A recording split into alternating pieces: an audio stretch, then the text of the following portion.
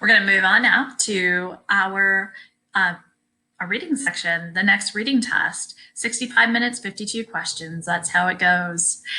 This first section, of course, as we know, is going to be fiction. It's always going to be fiction. Nice introduction to the test. It's going to build your confidence. You're going to know exactly how to answer every single question every single time on the fiction test. And what a better way to start your SAT test for the day. This test in particular, I took directly from that official SAT study guide, and you can find it there if you're working your way through that. It's also practice test number 8, interestingly enough.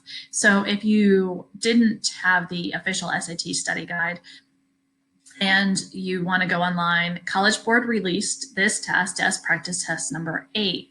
So I don't know whether or not it was actually released as an official SAT test for a sit-down test. I've always known it as a practice test, and it's a great one. It's fun. So don't say the College Board never gave you anything. They're giving it to you for free. So without further ado, I just want to remind you our strategies on the fiction section. The fiction section is going to be 10 questions. It's always going to be 10 questions. So you know that you're going to have reading for theme. You're going to have some questions for theme, and we're going to make sure to use the strategy of our little plot summary. This is only our second time working together, so I am going to insist that you continue to use this until the light bulb goes off on why you're using this.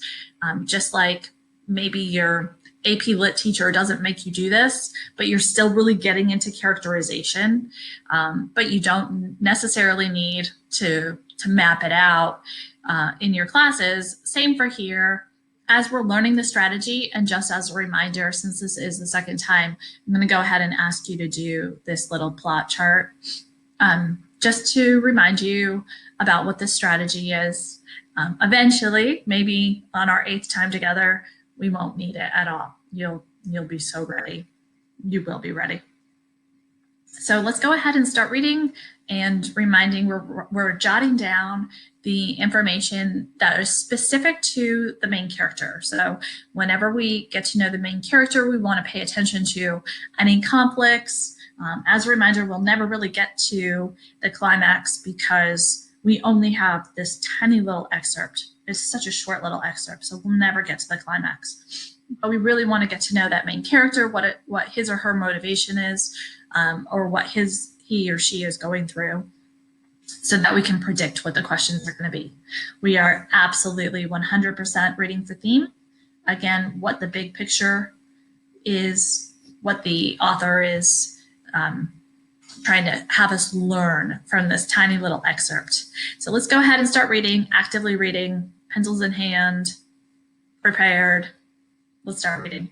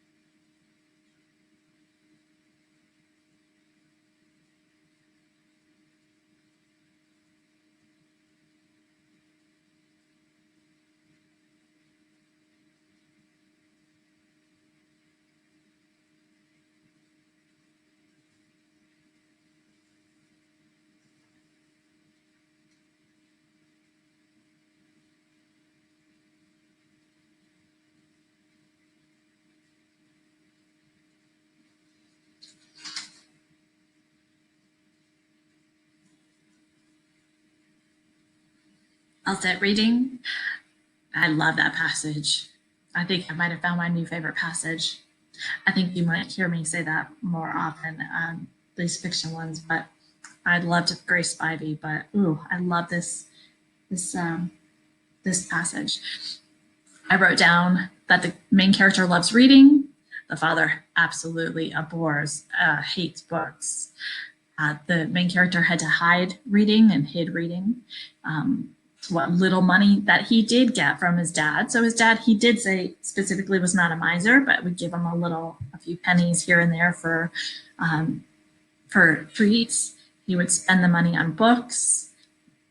He loved spending time at Semper and Sons bookseller and found a kindred spirit there amongst the books. So the theme is main character hid reading.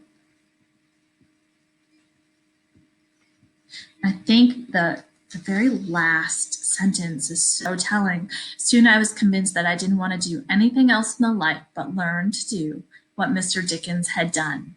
So his love for reading was inspiring what he wanted to be when he grew up. Hid reading.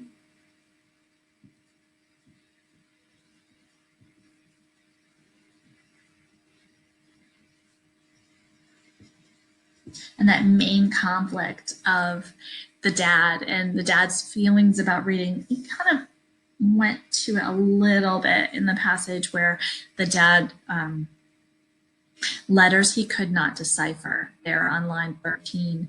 So maybe the dad struggled with reading himself and therefore took it out on as a hatred. But overall, hid reading, but gosh, wanted to become an author at the end. How beautiful is that? Now let's take a look at the questions and see how we did on predicting what the questions would be. Question number 1, over the course of the passage, the main focus shifts from a general discussion of the narrator's love of reading, I like it so far, to a portrayal of an influential incident. I like that one. I can't get rid of that one. B, description of the narrator's father. We didn't really have too much of a description of the narrator's father, but I'll continue reading it. To an examination of an author with whom the narrator became, there's no examination. The narrator became enchanted with Charles Dickens, sure, but there was hardly an examination in just this line that I went off, so I'm going to get rid of that one. Symbolic representation of a skill the narrator possesses to an example of its application. He likes to read. Symbolic. There's no extended metaphor or symbolism in this passage, so no, that can be wrong. Tale about the hardships of the narrator's childhood. I don't really remember him having a hardship other than he liked reading and his dad didn't like it, but do an analysis to the effects of those hardships? Absolutely not. That's just not true. So for number 1, we're choosing A. So we're off to a good start. Number 2, the main purpose of lines 1 through 10. This is a theme question, the main purpose, even awaited. So let's see if we can get rid of some before we look back. Introduce the characters who played a part in the narrator's story. To tell you the truth, that actually didn't even happen in the beginning. The narrator talked about his love for reading, introduced Dad a little bit, but the real character that changed the main character was the bookseller, which didn't happen in lines 1 through 10. So I don't like this one. List the difficult conditions the narrator endured in childhood.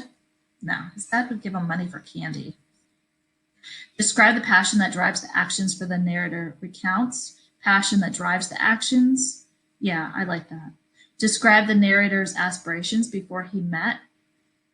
He didn't know he wanted to become a writer before he was introduced to Mr. Dickens, Mr. Charles Dickens, and he didn't get introduced to Dickens until after he met this. So C is the correct answer. We didn't look back. Number 3, with which of the following statements about his father would the narrator most likely agree? So the father was. Okay. He lacked affection for the narrator. There was no evidence of that at all. He disliked any unnecessary use of money. I understand why some kids are going to pick that one, and it's really because the father had said something to the effect of, don't waste electricity on reading. However, at the same time, he was giving him money for sweets. So that negates that one. He would not have approved of Semper's gift. I like that one. I mean, the dad did not want books in the house, and the Semper gave him a book, so we're going to keep seeing. He objected to the writings of Charles Dickens. Yeah, probably. But he wouldn't have known that Charles Dickens was in his house. Which choice provides the best evidence to answer the following of the previous question? So again, we're only on question 4. So we're going to assume that the question is going to come from earlier on in the reading. We are looking for the fact that Dad would not have approved of a book being in the house. So we'll start on lines 24 to 27, my father to children.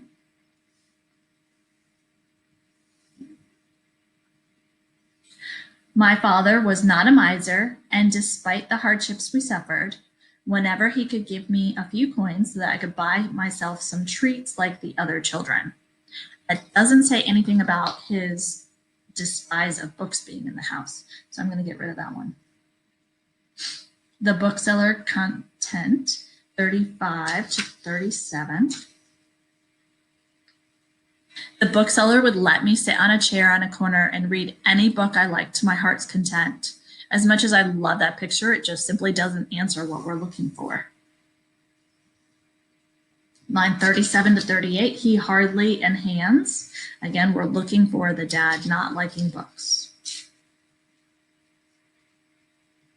He hardly ever allowed me to pay for the books that he placed in my hands, but when he wasn't looking, I'd leave the coins I'd managed to collect on the counter before I left. This is an interaction between the main character and the bookseller, not saying anything about Dad. 59 to 61. That afternoon, I took my new friend home, hidden under my clothes so that my father wouldn't see it. Yes, he would not approve of Semper's gift, so we're choosing D. Number 5. It can reasonably be inferred from the passage that the main reason that the narrator considers Great Expectations to be the best gift he ever received is because it can be reasonably inferred as a theme question. Going back to our theme, hid reading, inspired to become an author. So we're going to match our theme. Reading the book convinced him that he wanted to be a writer. Hello, theme. Just in case you're worried, I'm going to read the rest. He'd only ever been given sweets and snacks as gifts in the past. Just not true. The gift meant that Semper hid him in high regard. I like that, but there was no evidence for it. So Semper was a friend of the book's author. No real evidence of that. We're picking our theme. Which choice provides the best evidence to the answer to the previous question? Let's see if we can get rid of any of them. We should be able to get rid of some of them. Our last one was on lines 59 to 61. So you go out on a limb. What we're looking for is that reading the book convinced him that he wanted to be a writer. So we're going to start, because this question up here was correct and it's 59 to 61. Let's start on 66 to 68 because our question order rule means that this should come after 59 to 61. So we're looking for reading the book convinced him that he wanted to be a writer, 66 to 68. Between soon and done. Soon I was convinced that I didn't want to do anything else in life but learn what Mr. Dickens had done. Yep, correct answer. I hope a light bulb just popped on in your head. Question order rule. The narrator indicates that he pays Semper less than Semper expects him to pay for the books. There's actually indication that he was never expected to pay. Nothing, because Semper wouldn't take his money. That's not true. He had money because Dad gave him money for candy. So the money he makes selling sweets to the other children, he didn't do that. Much less than the books than they were worth. Absolutely. We have in most nearly means. Number 8. Okay, don't look at the answers. Don't fall in love. As used in line 44, wait most nearly means. Go to line 44. I hope you're trying this strategy in your other classes as well. It could work in your AP Human Geography class. It could work in your literature classes. It can work in your reading classes. It can work in your science classes. So try to look for opportunities to practice this strategy as you go through your school day or your reading time. I was talking, I forgot what the word was that we're looking for. Oh, thank you, you reminded me. Wait, on line 44.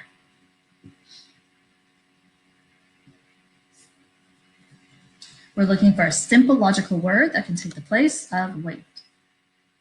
Except I forgot. When it was time for me to leave, I would do so dragging my feet. It's like a sadness. Something's pulling them back.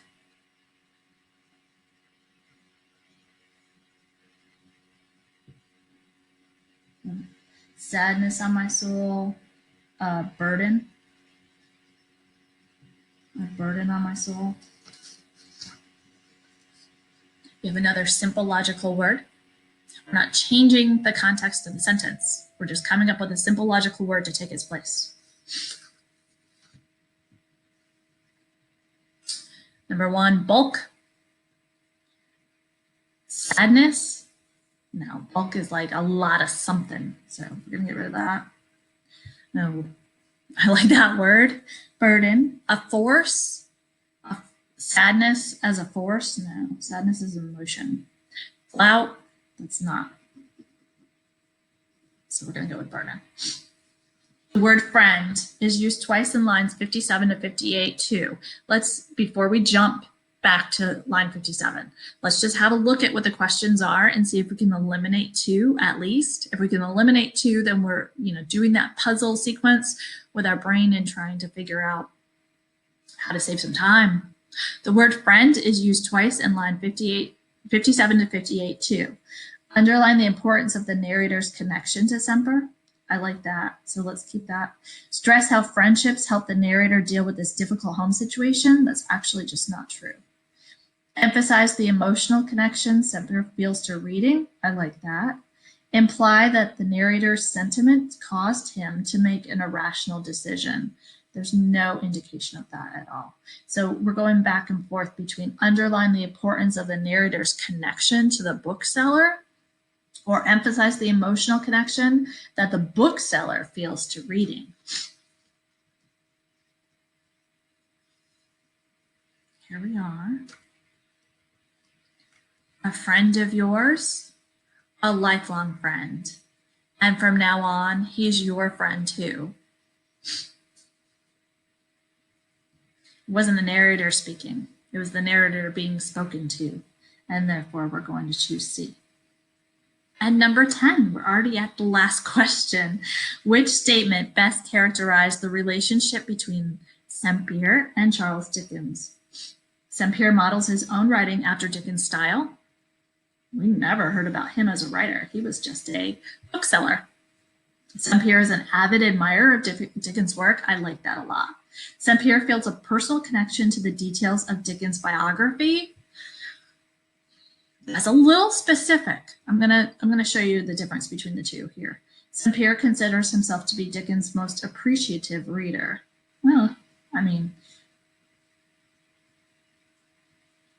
the one I really, really just don't like. I like he's an avid admirer of Dickens' work. Yes, a connection to we didn't know enough about the work to know whether or not they were talking about Dickens' biography. I know they talked about Great Expectations, and you've probably been exposed to that at this point.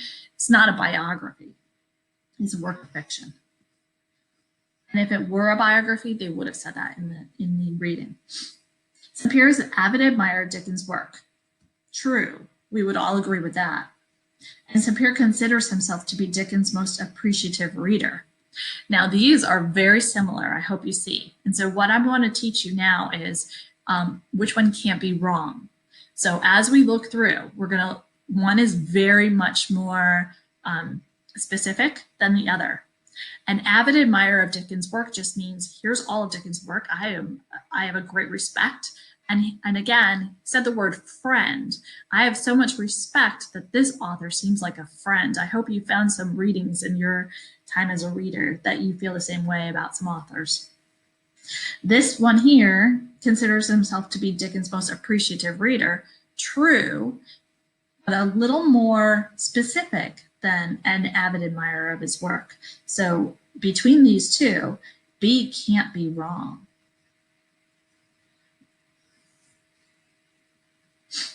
We're looking for the one that can't be wrong. And there we have it. We're done with the fiction section. I'm kind of sad. I hope we get to do that one. I hope we get to do a fiction section again. Thanks for studying with me.